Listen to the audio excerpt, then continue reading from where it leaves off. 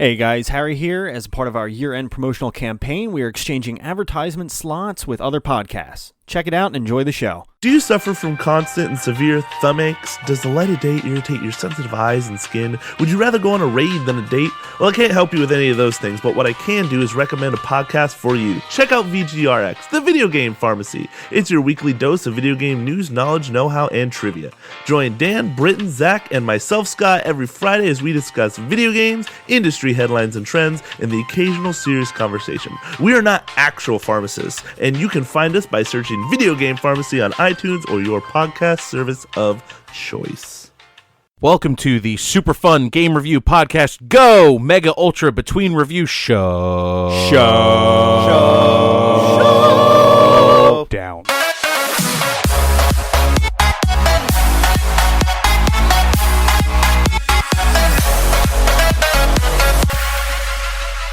Welcome to MUBRS.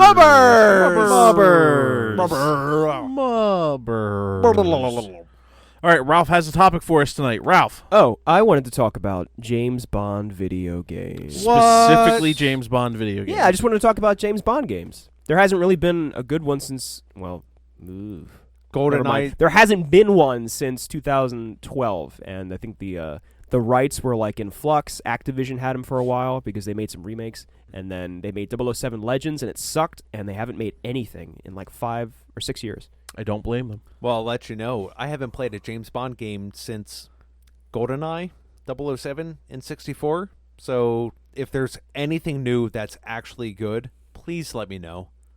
I mean, I liked Nightfire, which came out for the 7th gen, GameCube, Xbox, PS2. Did you guys play Nightfire? Nope.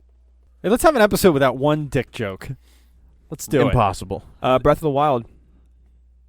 Because I cut him. Oh. And nipped it tip. And there goes the dick jokes. You nipped the tip? He dipped I think he said he dipped the tip. No, I think he did. Nipped the tip. That's, what is that? I don't know. Let's focus on the MUBRS. Ladies and gentlemen, Ralph does brisses on the side. With his mouth. Yeah. Really weird. It's a really weird I've hobby. never heard that word in my mouth. Funny story. God. Jesus Really? Christ. What the hell? About mouth circumcisions. I swear to God, I have a story with it. I don't This know. is staying in the episode then. So- forget James Bond games. No, we'll get back to that in just a second. Sure. Because I have like a whole 30 seconds All to right, talk about Harry James has Bond a, games. Harry has a Story time. story about So circumcisions with someone's mouth. we have a cat named Toby, right? All So right. we took him to the vet to get fixed, and Leanne dropped the cat off the one day, and she was asking the vet, like, is everything going to be okay? And his response was, I've done this so many times I could do it with my teeth. Oh my God. Really? Wow. The fuck? And Leanne thought, maybe I should take my cat and go home. Yes. That's Not a bad idea. I could do this with my teeth. And have. like, did he think Leanne would laugh at that joke? I don't Is know. that a funny joke? Is that I like don't think is that like so. a vet joke? Like, is that like just we don't understand it because we're not vets? Or No, I know a few Vet comedy. I've never the heard fringe comedy. yeah, vet comedy. joke. Like, I don't know. It's like a weird dark comedy. If John's listening, vet burns. that. Some VetCon? Jesus. I could neuter your basset hound with my trousers. So I didn't mean to sidetrack the podcast. It was Jesus just Christ. a true You story didn't that at all. happened. So just thought I would share that while I remembered it. It makes me Oh think of my James God. Bond with the Does it? Really? Blofeld with the white cat. You know, maybe. You mean Dr. Evil? Jaws. Yeah. Oh my God, that's perfect. Jaws would probably be capable of doing that. Nice Yeah, segue. You're right. It's a great segue. Brought it full circle. Metal tooth jaws. Free. Chomp, chomp, chomp, chomp. Chomp, chomp, chomp, chomp. Boy, this is going to be a great terrible. one to edit, guys. Thank you so much. So I'll tell you my experience with James Bond video games. Sure, go ahead. So obviously I played GoldenEye 64. I mean, who hasn't at this point? At least in our generation. Follow-up games I played. I owned The World Is Not Enough. Oh, I played that one. Which I believe is also on Nintendo 64. Yeah, it's a blue cartridge. And that is the first game that, at least that I can remember, that introduced AI multiplayer. Okay. They had, instead of playing Bots. Yes, thank you. And they actually weren't half bad in that game. They would follow certain patterns of loops through the maps that you would kind of get used to. You could basically go to a certain part of the map and expect somebody to turn a corner. Kills. But it actually wasn't bad and actually kept me quite entertained for quite a bit of time. I think that game's underrated. It's in the shadow of GoldenEye because it came out on the N64. All the Bond games are in the shadow of GoldenEye, though. I guess to a point, but Everything gets compared to it when it comes to any Bond game. They're like, oh, is this going to be GoldenEye? And then if someone says no, they instantly lose interest. Any other game has so much to live up to when it comes to GoldenEye. That is the standard. That's the bar. No, I got that, but I mean, GoldenEye really is a product of its time. Like, it's not that fun to play now. Like, it does not hold a consistent frame rate, and you don't have a control stick for aiming. I'm playing it on an emulator right now, and just 1964, and I've got it up to 1080p, and I've got mouse and keyboard controls, and it's so much fun to play mouse and keyboard. But the difficulty is dead because the AI is basically expecting you to only be able to shoot so fast, and so it's unbalanced, but it's still a lot of fun. Yeah. The Okay, video got you that. sent me? Yeah, that GoldenEye source. Oh, it looks so good. The other background I was going to share, I also played a game called Agent Under Fire, which came out on PlayStation 2, if I'm not mistaken. Agent Under Fire was the next generation. No, because I didn't own a PS3. Oh, and I'm sorry, I I'm specifically own this for PS2. I'm sorry, I don't know why I said Damn it, Ralph. that. You're completely right, sorry. Yeah, Sorry. I know. Agent Under Fire is the first James Bond game to sort of have its own story. It's not based on a movie that was made, and it also doesn't include any of the actors that played Bond in their movies. And I've never really played that one. Were you going to say any of the weird Bonds sentence. that play Bond? Yeah, it's a weird sentence, right? It's a great Any of the warm-up. Bonds that were 007? Yeah, it doesn't have Pierce Brosnan. It doesn't have Daniel Craig. Doesn't have anybody before that like Sean Connery. Roger Timothy Moore. Dalton, George Lazenby, Sean Connery. Got nothing. Nightfire came out next, and that had Pierce Brosnan's likeness, and that's a really underrated game, I think. The multiplayer in that is good. That's the only one that I think kind of rivals GoldenEye. If you guys haven't played Nightfire, check it out. Wasn't there Tomorrow Never Dies? That was for the PS1. I haven't played that one. It's a third person. I played that one. I actually really enjoyed that one. Oh, cool. Terrible movie, though. I find with the 007 or the James Bond movies, it almost follows a pattern as every other one is good and every other one is bad. It's see pretty consistent, too. Let's see. For example, Daniel Craig. Casino Royale was a great movie. Yes. Quantum of Solace was not as good. It was awful. Skyfall was better, but I don't hold it to the esteem that everybody seems to. Skyfall, to me, is I thought kind of, Skyfall was pretty good. it's good. I think some of the things that they do are derivative for the series. Like, they've done all this stuff before. Yeah. Except for the Home Alone at his house at the end. But, I mean, it doesn't follow an exact pattern, especially Well, between actors. but you're right. But like, GoldenEye was really good. Then the follow-up was Tomorrow Never Dies, which is really bad. Yeah. But then it went back to World Is Not Enough, which was really good again.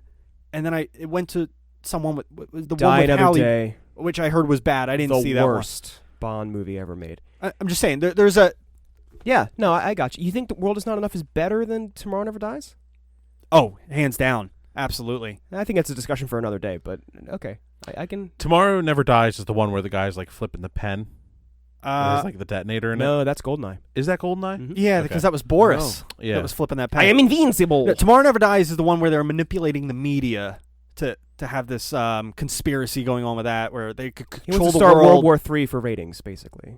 I probably saw that and just completely forgot about it. Yeah, Because the game was good. The movie, yeah. I is forgettable, I guess. I'll subscribe to your theory. There are some, like the Connery era, all in a row are pretty good. I feel like the first four I think are solid. Then it gets a little rocky. I still think Roger Moore is my favorite Do you really? Bond. Yeah. That's cool.